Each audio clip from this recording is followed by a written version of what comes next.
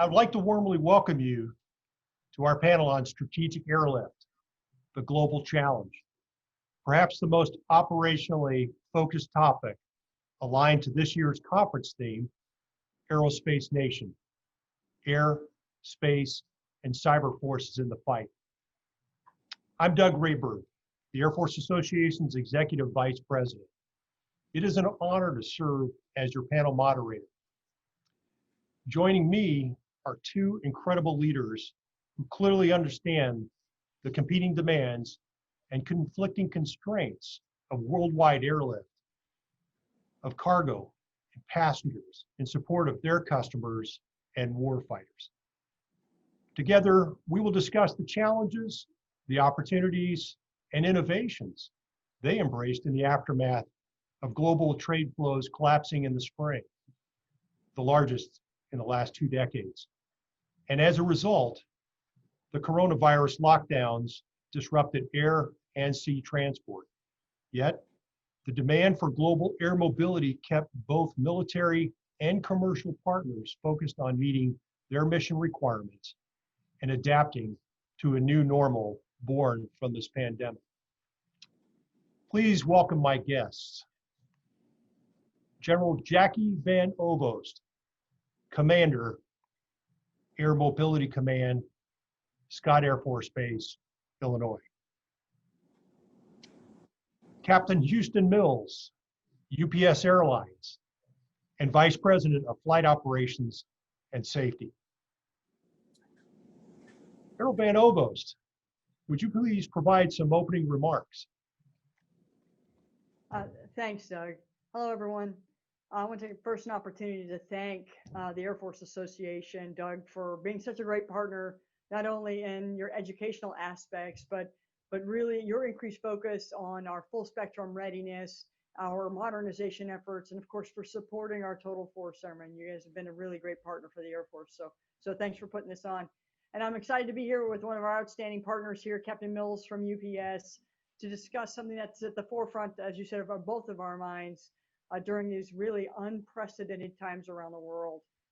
So, you know, AMC depends on a robust team of allies and partners to project our decisive strength and deliver hope all around the world. Our commercial partners are an essential force multiplying capability that really at a scale that no other nation can match. And we really value the deep relationship. And I'm looking forward to the discussion. Thank you, General. Thank you very much. And Houston, over to you. All right. Well, thank you, Doug. And, General, it's an honor to be here with you today.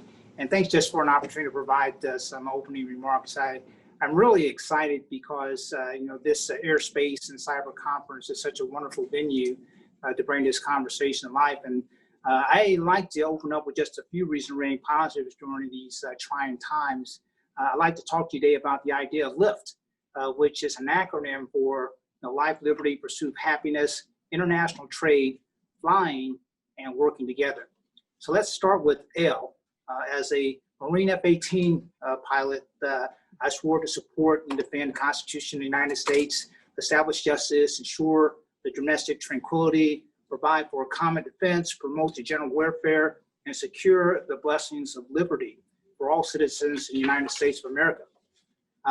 A country where everyone is created equal, has the right for life, liberty, and pursuit of happiness. UPS and other organizations at this conference believe in those values, even as COVID-19, political upheaval, and the renewed call for social justice movement has challenged our country on a daily basis. Life is sacred, no matter what your color, gender, or socioeconomic background. Liberty, freedom is sacred too. Freedom from hate, fear, discrimination, from poverty, disease, ignorance, and freedom from limitations and the right to pursue happiness is a fundamental truth to our nation. Everyone attending this conference believes in those values. That's why you're going to support the military.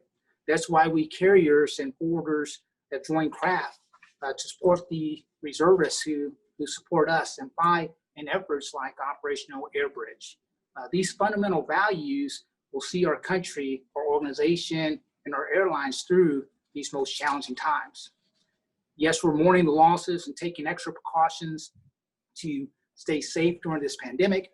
Yes, we must step up to the opportunity of social justice and embrace diversity, especially for this audience as it comes to aviation careers. And yes, we're going through some uncertain economic times, but we'll get through this.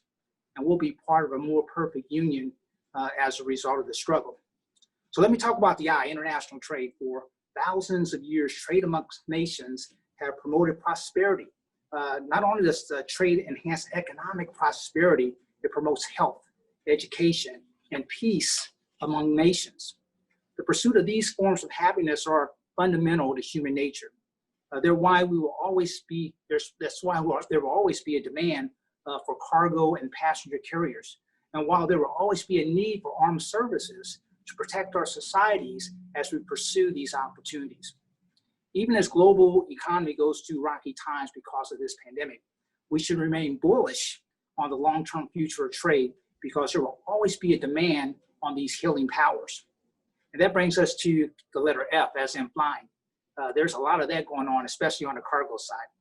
E-commerce has been a major force in the world economy for several years, but emerging trends have gone vertical because of the coronavirus, and that's likely to remain permanent.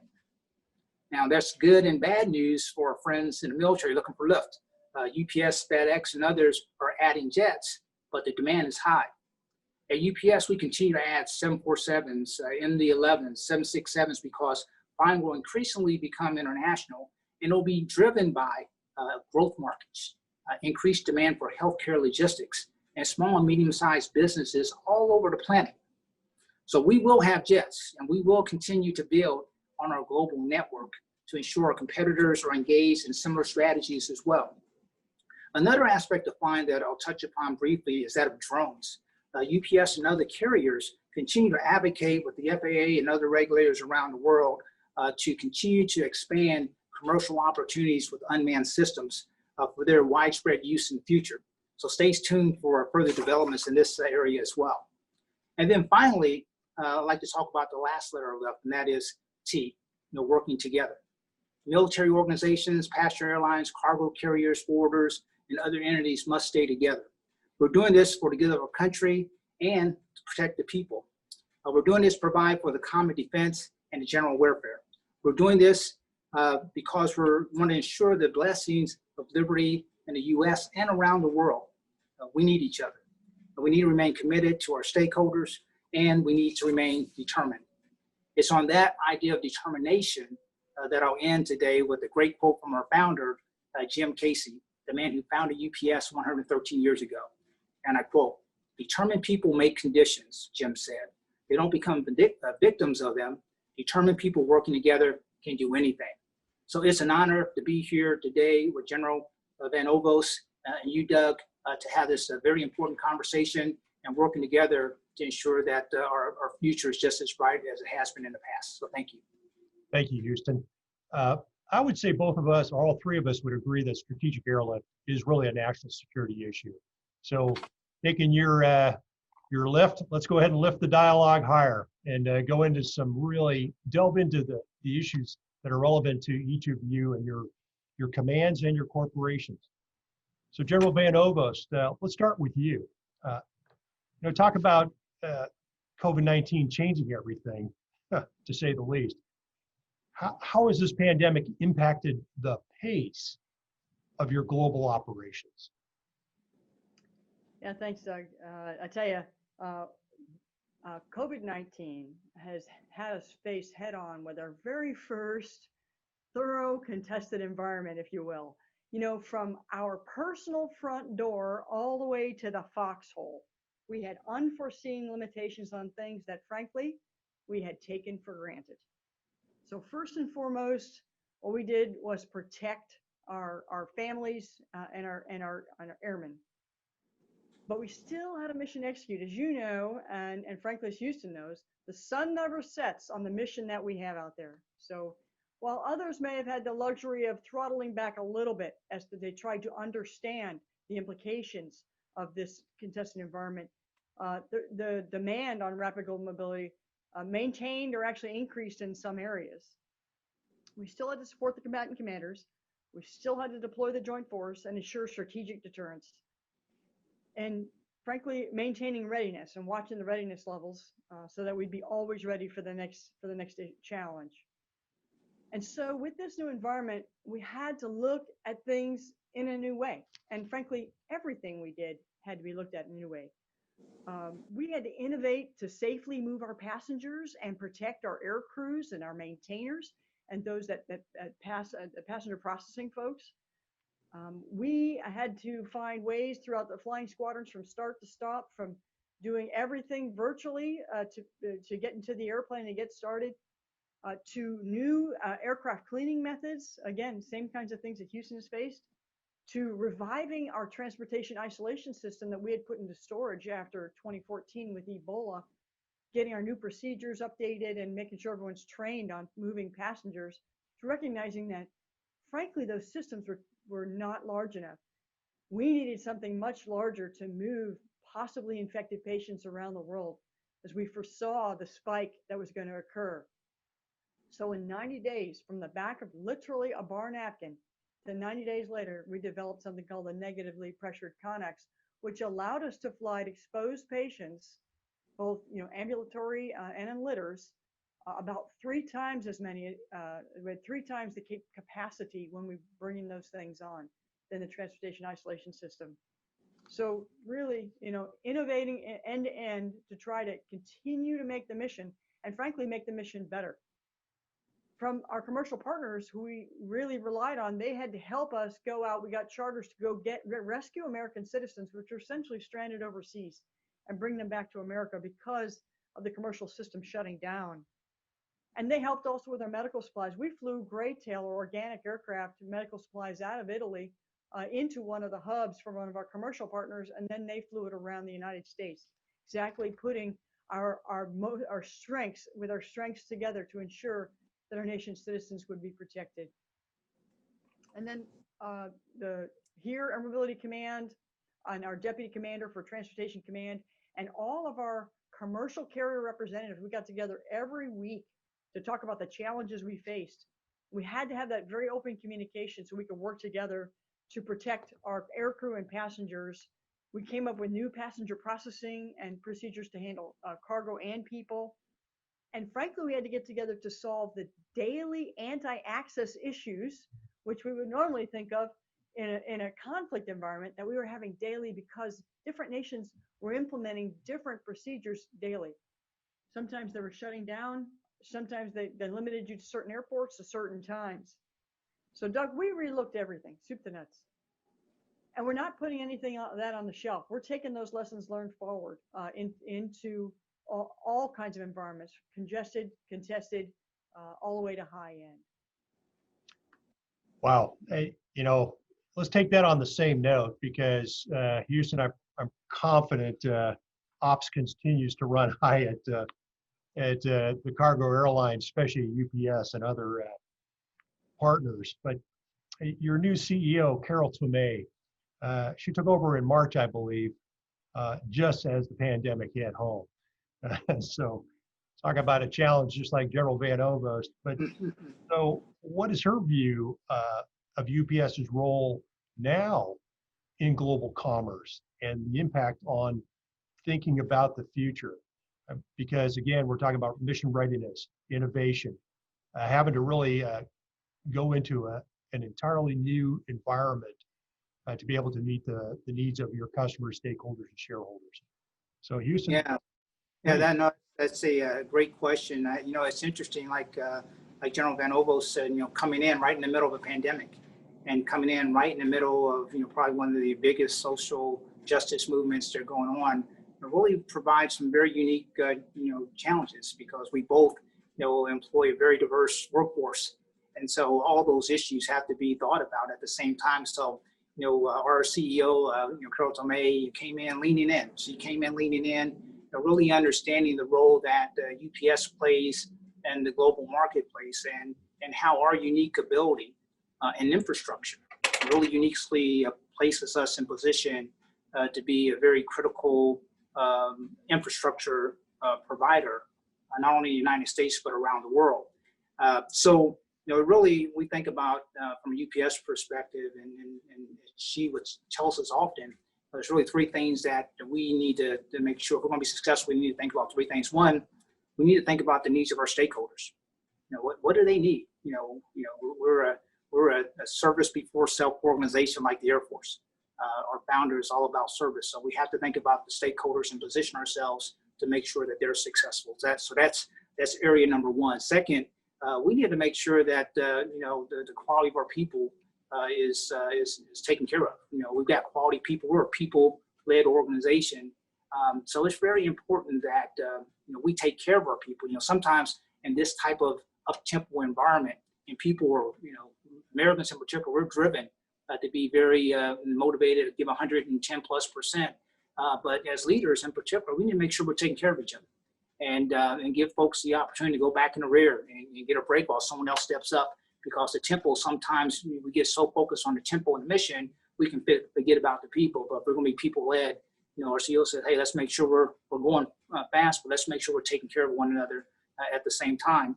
And then, as General Van Ogles talked about, from an innovation, we certainly believe that our ability to innovate and to be flexible and adjust and to think through challenges and solve for the most complex problems that perhaps you don't know until they're in front of you. And with us having over 528,000 employees worldwide and operating one of the largest logistical organizations in the world, and we've got over 30,000 engineers that are part of our organization. So we've got critical thinkers. We have problem solvers. So we think about our umbrella in terms of what guides us. We think about customer first, people-led, innovation driven. That's kind of really our umbrella. So as we think about e-commerce, we think of it through that lens, and that's kind of how we see it. But we do believe that e-commerce is certainly, as we look in the future, is really driving things. This pandemic is accelerating e-commerce to a level that quite frankly we knew was here, but it's really accelerated. And as such, fortunately for us, we've been focused on three verticals for a long time, and that's e-commerce, healthcare logistics, and small and medium-sized business growing both markets. So it just so happens that this environment aligns with some of our competitive strengths. So we're very fortunate to be in position to support the world and to be prepared to be a great partner, General, with the Mobility Command when those critical needs are there, because that's what we do. So in fact, and from a readiness perspective, I'll kind of point to FEMA and Operational AirBridge, and where we're called upon by FEMA to come, and we've delivered so many PPEs and other critical supplies in support, working with the CDC and many other organizations, is because that's what we do. And our ability is not just in delivery, but we have over 1,000 logistic facilities around the world. So we're able to leverage our logistics expertise as well to our delivery expertise and our multimodal integration. And because we cover the ground, the air, and even shipping, we can bring that full integrated support network of 500,000 plus employees together to really provide unparalleled type of support. So when we think about the future, we think about not necessarily getting bigger, but getting better. It's about making sure that we leverage the resources that we have, we're using them to the best of our capability, and that we're being smart on how we tackle some of the big challenges that are in front of us. Well, Houston, that is incredible insight from the leadership. I'm going to take your lift, so let's keep lifting higher. You talk about life, liberty. I'm going to add leadership. This is an important factor as well as taking care of your people, so as to be able to accomplish the mission. So General Van Ogles, from the leadership level, the pandemic seems to have been a real test to Air Mobility Command and the airline industry that together partner you have, a whole set of them.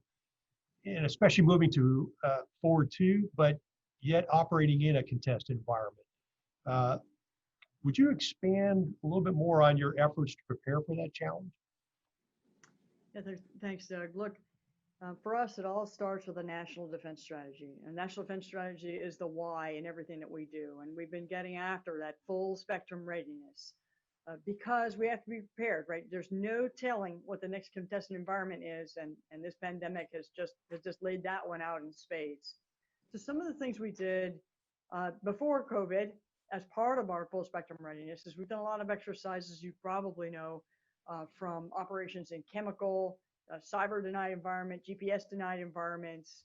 And we continue to leverage, the new and innovative technologies to increase our capabilities and our resilience in this contested environment. And a lot of our industry partners have been helping us with new ideas along that way. And so that's been very helpful.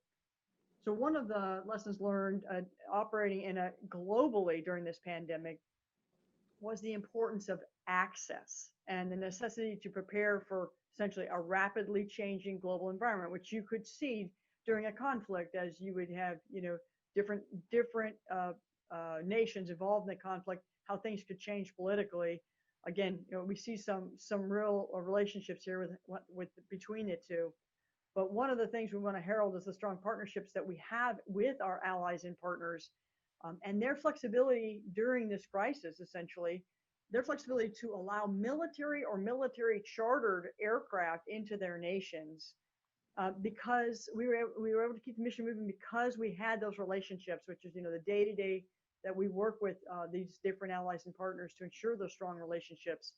And frankly, our commercial carriers, with their global operational networks and the relationships that they have, we were able to work with them. They actually acted as sensors for us in some of the areas we had not been in, or frankly, they just have more reps and sets going through that airspace or into that nation. So we were able to communicate back and forth very quickly as we watched the global environment change and share that information with respect to our contacts back and forth, and being able to get op stops for them, getting op stops for us. So it really showed the power of our relationships and how they work. Like you talked about with respect to leadership, right? That's what it's all about. Relationships that cannot be transactional. It's built over time, built over trust, such that when you have a conflict, we were able to work together. And that's exactly how it bore out. With respect to what we would have seen before the pandemic, as you probably know, all of us, to include UPS, we're under attack daily with cyber, right? And you see that in your bank accounts. You see it when you get phishing emails. We see it in all of the sectors. And so we are not immune to that. So we're operating under that sort of congested environment. We also see issues with global positioning system, with GPS, which is critical for our navigation. So we train to navigate without GPS, right, and find other ways to ensure the safety of us and our partners when that occurs. So again, to have the relationships that ensure that we can be agile, we can ensure we have that access, and we can be resilient in order to deliver our different missions, is what success is all about. And allows us to ensure that we have the credible capacity where we need it, when we need it, for our different missions. I think this is going to be even more of a rich dialogue based on that, because when you are talking about access and being agile, what I'm also hearing is innovation that you want to be enduring and capitalizing and make it even stronger in the future. So Houston, let me take it along the same lines, if you don't mind. How have pandemic-driven requirements and related health conditions affected mission readiness? And can you give us some lessons learned? And General Van Ovost, I'll pose the same question, if you don't mind, if in terms of how you've seen those pandemic-driven requirements and maybe those related health conditions affecting mission readiness. Houston. Yeah, no, it's a very good question, especially for someone like us who operates about 2,200 flight segments to over 220 countries on any given day, delivering about 21 million packages. In fact, back in 2019, we delivered about 5.5 billion packages around the world. So this pandemic has really, stretched us, to address some things. First of all, to make sure that we're absolutely protecting our people, as General Van Ovost talked about.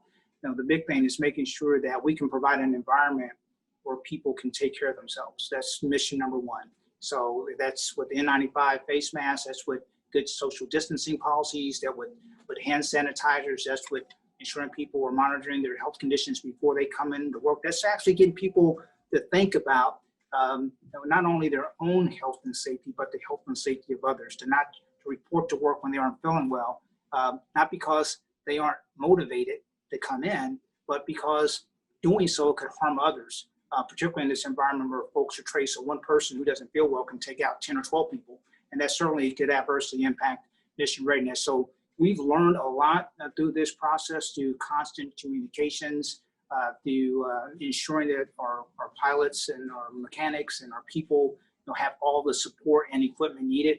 We ensure that our facilities, our aircraft, our workspaces are properly sanitized. And quite frankly, when someone does have a positive case, we're transparent.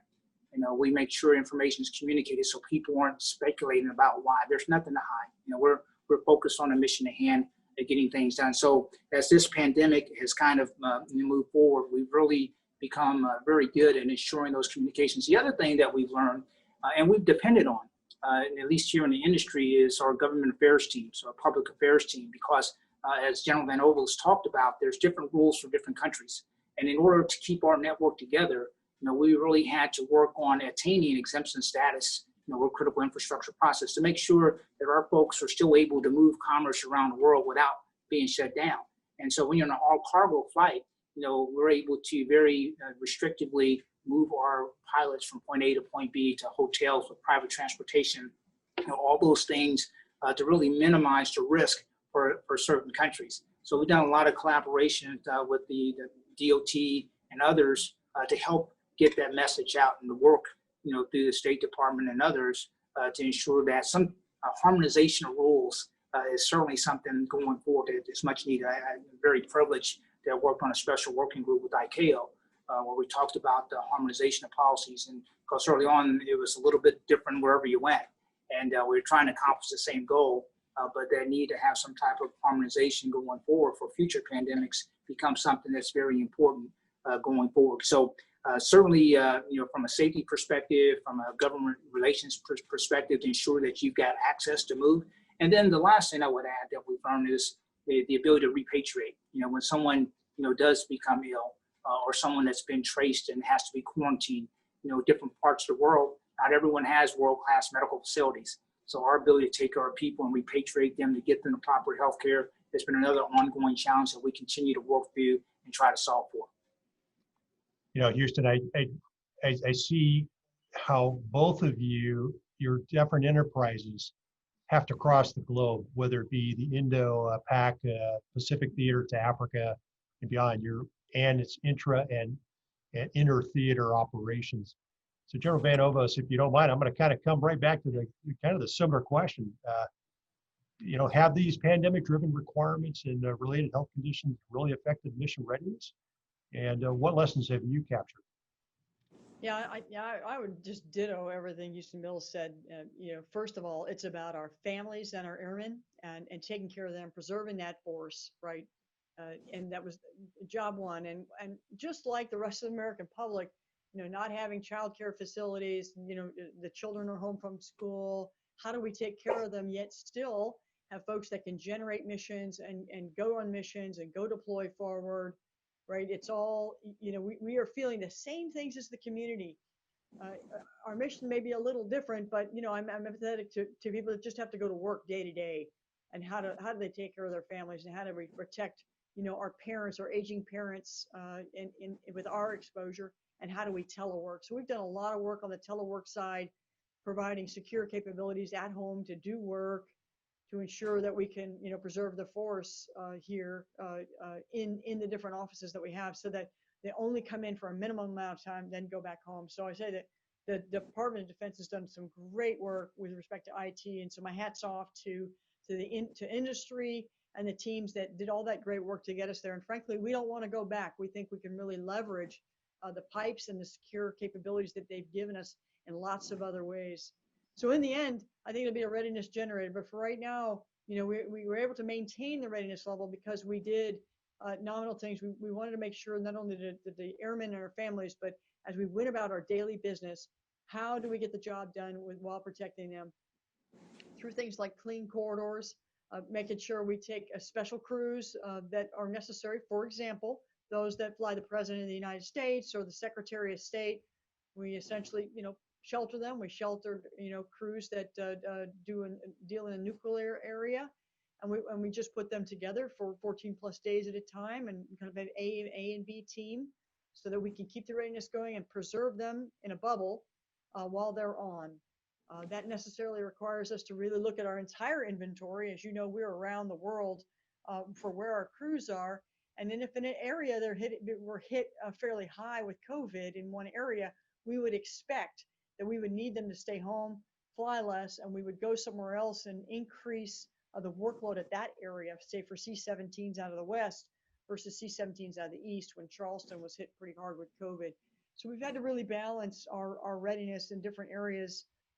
And then finally, when it comes to, how do we delivering on the mission matters. One of the reasons that we have these clean quarters and we protect our people is, we go down to the ice mission in Antarctic is going on right now. We absolutely cannot afford to bring anything there that could harm any of the folks there on the ice. So again, we get to a location, we do 14 days, we ensure the cargo and the aircraft are clean. We ensure on the ground, we don't have contact with those there on the ice. And I could say that for a number of key missions, but it is something you have to put up with. It's something that you have to ROM for and preserve the force for. And it's a little bit of a setback when you think about efficiency, but when you think about effectiveness, it's the right thing to do. And again, we could take these lessons forward to actual competition if we needed to. I'd like to stay with you for a second, General, because I think this is important, because let's step to capacity and the future. In our prep session together, you indicated Air Mobility Command relies on commercial augmentation for about 40% of your routine cargo. And what surprised me is 90% for passenger lift. With a volatile travel market, as we've seen in the news of today, even in the Wall Street Journal, and commercial partners adjusting fleet availability or size, are you concerned about possible loss in capacity? Yeah, I tell you, Doug, it's critical that we maintain a viable, ready, and safe, commercial partnership so that we can surge in wartime and do our day-to-day competition operation around the globe. Frankly, we understand that our commercial partners, they have to make business decisions. So where we can help is that we can increase our transparency, our reliability, and predictability in the requirements and our requests to them for flying capabilities around the world. Being predictable in that way allows them to really look at their futures to see what they can count on for business and proactively manage their contracts, their partners, and their air crews, and frankly, the types of fleets they need out in the future. So again, this allows us to maintain, our craft capabilities and our organic readiness, which, as you know, it's a balance of commercial and military for wartime, while essentially meeting our steady states. Now, the other thing we look at is that we want to ensure we have a wide range of capabilities with our commercial partners. That is, from your 747 cargos to your 737s for passengers. We don't need just simply bulk. We need a combination of capabilities that will allow us to do different things around the world. So as they size the fleet, and they look at the different requirements that we have given them historically and what we may give them in the future, and we share, frankly, our operational plans so that they have an understanding of where we're going. And we want to ensure that we don't unintentionally reduce capacity. But the capacity piece, I think, is really, it's not a concern. We've been so transparent and so close in how we've been working through this pandemic. And frankly, the way that we do contracting, that, it's not a concern for me.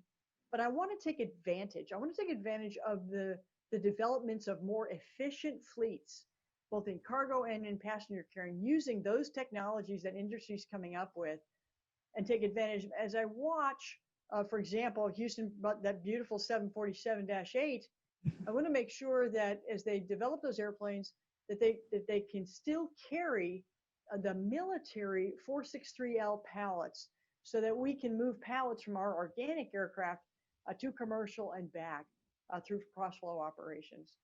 So I wouldn't say it's an overall concern. I think that our relationship is such that we can actually grow better together. Well, I can only imagine from your command position, the amount of collaboration you have to do to get insights from your combatant commanders and your industry partners to be able to define what your needs are for fleet modernization to be able to assure that capacity for the future. So I'm going to throw it to you, Houston, because I think this is important. Let's do shift to that fleet modernization efforts, because I have to agree with the general. That's a beautiful 747-8 in the background there. They're not cheap. We understand that, but you had to make a business investment to modernize. And that's what I want our audience to understand, is that there's also an investment aspect to this, a financial one, but it's also taking care of your customers, again, your stakeholders and shareholders. So from an industry point of view, does aging of the Civil Air Reserve fleet change your business model as to what aircraft to maintain, perhaps retire, or buy to meet the demand? And I'll throw another question back at you in a second, but hey, any things the Air Force should be thinking about to address that modernization, since I kind of gave you a little heads up? Yeah. So great question. And really, I'll be honest, I think in general, and OVOST, I think you framed it up perfectly. In terms of the things that you all are thinking about are exactly the same things that we're thinking about from an industry perspective. I know, for us, and Doug, you said it exactly, we purchase aircraft based on the demand of our stakeholders, our customers, right? And that growth is what drives, the renewal and investments of new aircraft. In fact, we're in the middle right now of a pretty significant investment of several $1 billion to add about 50 aircraft to our fleet. So those are 747s, -8s, MD-11s, and 767s. And when we're complete with that, by the end of 2022, we will have added 10% capacity and very much an upgrade to modernization to our fleet. So that's certainly important. And also when you upgrade, as we're looking for these fuel efficient, capable aircraft, the 747-8 that you see behind me is able to carry about 50,000 more pounds, yet deliver about 16% in fuel efficiency. So from a business perspective, to do more for less is certainly in our purview. We've invested millions of dollars in our 767 to put winglets on all of our 767s because they deliver about 4% in fuel efficiency. So they allow us to serve customers with existing resources without necessarily over spending. So I think, and we'll continue to upgrade our fleets as well. We're from a modernization perspective and readiness perspective, we're making millions of dollars in investments in our existing inventory to upgrade the fleets with modern technology that will be capable to be mission ready and support a variety of activities, both internally and externally. And then lastly, I would say if I, from an industry perspective, just thinking about in general, I think you nailed it just in terms of aircraft that are capable of supporting, a craft mission. And and I think there's incentive opportunities for the Air Force to think about to incentivize those uses. You look at the A340 or the 777, for example, there's tremendous capability out there, but they aren't always necessarily bought into craft. So how do you, as we think about all this extra capacity out there, and particularly with the downturn in the passenger industry, how would the Air Force think about incentivizing some of those opportunities so that more of those aircraft can be brought into the program? I think for carriers like us who have very unique aircraft that are currently capable, it puts a lot of demand on to meet the other demands of the customers when you got one of the few aircraft in the world that can meet all that need. And so I think just kind of making sure there's a balance in that perspective will benefit the Air Force and benefit all the industry, and not necessarily put undue pressure on any particular company because they happen to have that particular type of aircraft that's needed. So as I'm thinking about the future, that would be one of the things I would just add to the conversation. I think in terms of the here and the now, the way you both have described the challenges, but the way you've passed through the innovation, you want to go forward. I can only imagine your strategic planning is anywhere from 5 to 10 years out, obviously for long lead items that you may need and what you see the future as. But General Van Ovost, kind of like industry, you too must also focus on the digital future of command and control, perhaps seeking technologies like artificial intelligence, data analytics. So if you project out 5 to 10 years, what does the future of global strategic airlift really look like in Air Mobility Command and for the combatant commanders themselves? Yeah, thanks. So we do spend quite a bit of time thinking about the future, and it's really all defined for us, again, in the National Defense Strategy and our ability to maintain full spectrum readiness to compete across the continuum, from, as Chief would say, we do leaflets to nuclear bombs, right? And everywhere in between.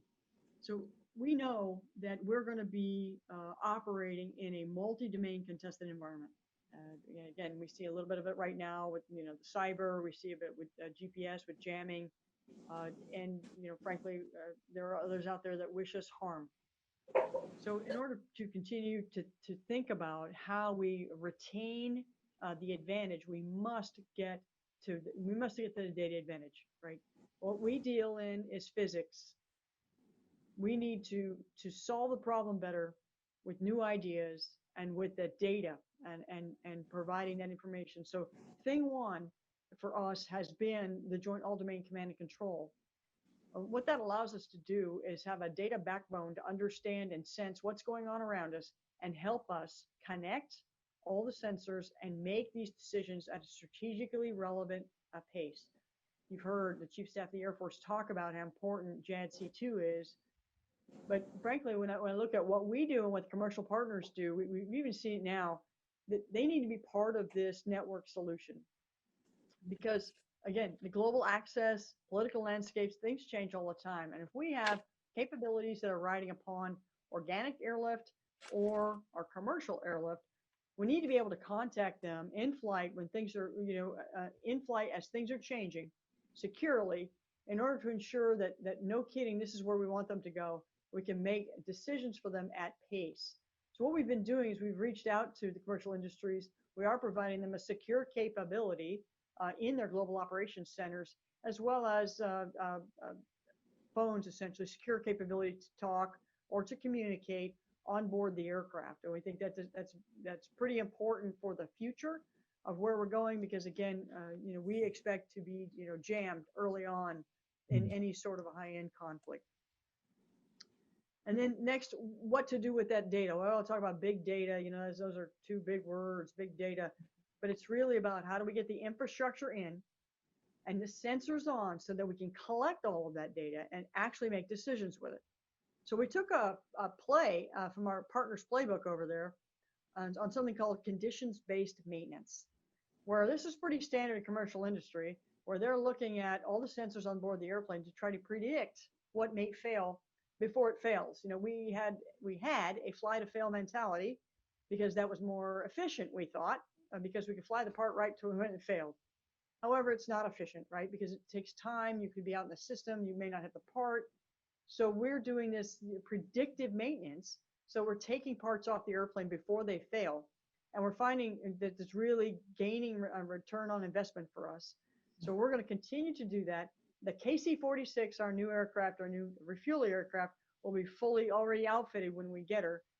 But we're re-outfitting our older airplanes, our legacy aircraft, so that we can ensure that we get better reliability, maintainability, and better efficiency on those airplanes because we're doing that.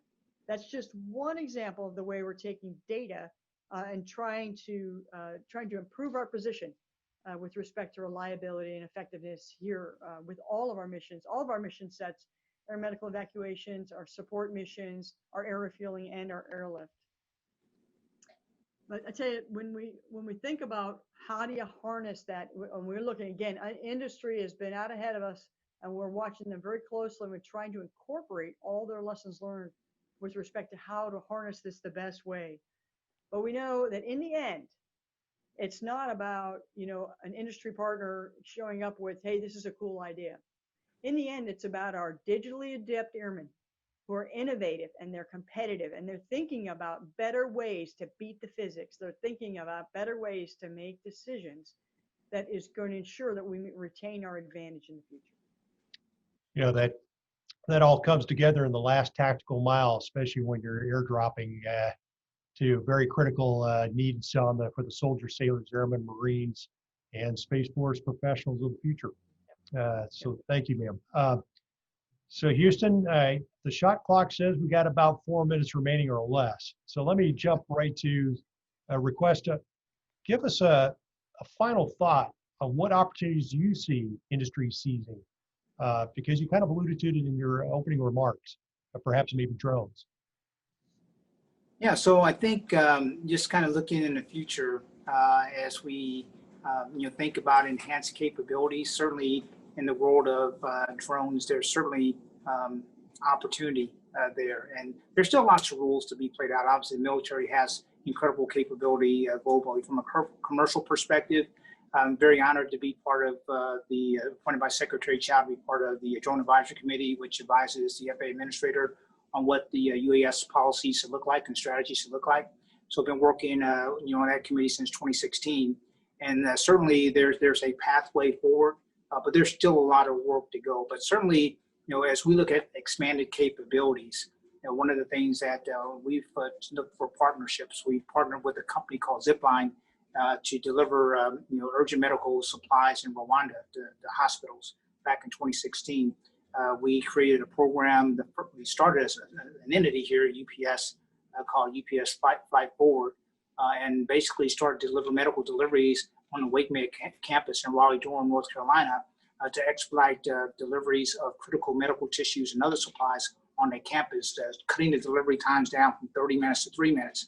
So the innovation that General Van Oofs talked about really speaks to the opportunities ahead of us. And certainly that's something that we're thinking about as the rules emerge. We don't want to wait for the rules. We want to be there going along and being prepared. We've been part of a lot of conversation trying to help shape the policy so that there's a level competitive field, and then also that we're ready to contribute. Now, we don't see anything changing with our legacy operation. I know from a pilot perspective, and I happen to be an active captain on a 7576, pilots come in all the time, hey, are you taking our jobs away? And we say, no, we made billions of dollars investment in these large fixed wing aircraft because our pilots are going to be here for a long time. But we also have to innovate and think about the future. And so there's going to be new opportunities for a whole different breed of pilots, which is going to bring more capability to support the U.S. Transcom as well. Thank you. General Van Ovost, final thought, please. Yeah, thanks, Doug. I tell you, I wanted to add on to the discussion about we don't get there just with items, just with things that we tend to develop with capabilities. Is about our people. And so I'm going to just harp on also what Houston talked about, which is, what will really truly accelerate us in all areas, STEM, in commercial industry and military, is taking advantage, unleashing our people with folks that are put together, folks that have diversity of thought. That's how we're going to accelerate our capabilities, because those that can come to the table and they feel like they can talk about it, they're trusted, and we can unleash them to go do great things.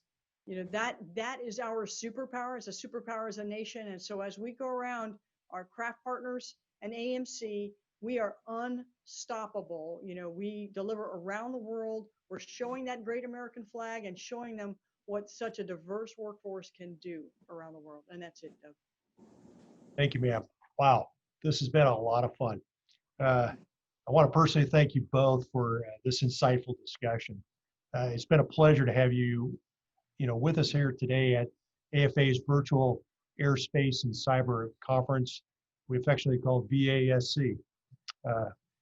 And I want to thank you, the audience, to those who tuned in to watch this panel called Strategic Airlift, the Global Challenge. Now, please be sure to visit AFA's booth on our exhibit hall. We are offering a special on half-price membership during our virtual conference. Thank you.